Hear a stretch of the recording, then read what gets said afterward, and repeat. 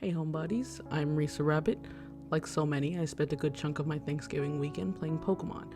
I personally have Pokemon Scarlet and my spouse has Pokemon Violet. Today I am bringing you guys a review because honestly I just have a lot to say. So let's just hop right into it. Now, I'm only going to say this once. I don't care how glitchy or how weirdly saturated a game is as long as it's genuinely fun to play. Anything that I can say about that has already been said. Other than that, here are the list of my cons. Pokemon Violet and Scarlet is an all open world game, which on paper, this is great. However, the environment is kind of empty. Each city had basically the same 3 shops, which were usually food items. With the Titan storyline, you unlock different forms of traveling with your legendary Pokemon. However, other than making it easier to get around the map, it doesn't really make exploring any more fun. The only initiatives that I really had that made me want to explore the map was the 4 sub-legendary Pokemons and finding Yamagool's coins. Backtracking to the food in the game, sandwich making left a lot to be desired. I ended up just having a bunch of ingredients that I couldn't end up using because I only had like 4 recipes. Curry making was much more engaging when you would just throw a bunch of ingredients and you would kind of see if it would be good or not. However, my biggest gripe, they no longer have the shiny chime or animation for when you see a shiny Pokemon within the outer world. Now, I understand why they do this.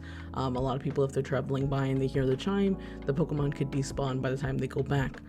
However, this is more of an accessibility issue for me.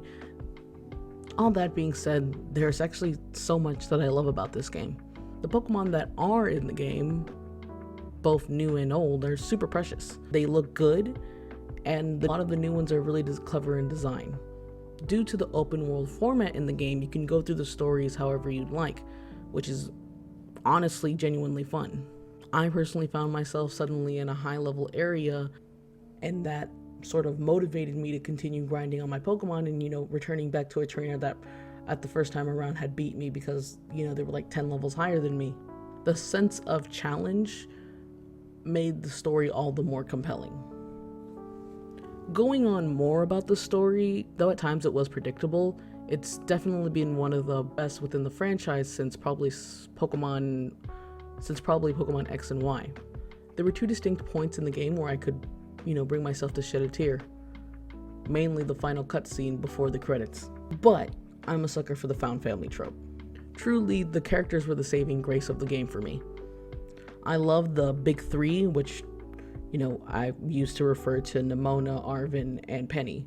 Nemona specifically, I could talk for hours about how I love her. She's just a really refreshing rival character. The gym leaders and professors have an interesting design, and you can actually see their personalities in the brief time that you have with them. Overall, I'd give the game a 7 out of 10. Again, the story and the character design were what made me look at this game more favorably versus negatively.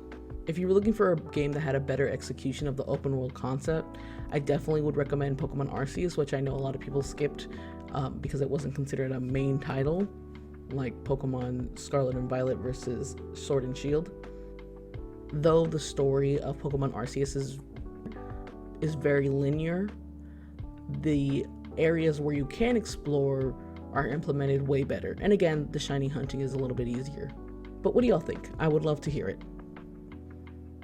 If you made it this far, thank you so much. This is different for the channel, and I really hope to move more in this direction in the future. Give a like and follow for more. My name is Risa Rabbit, and stay safe out there.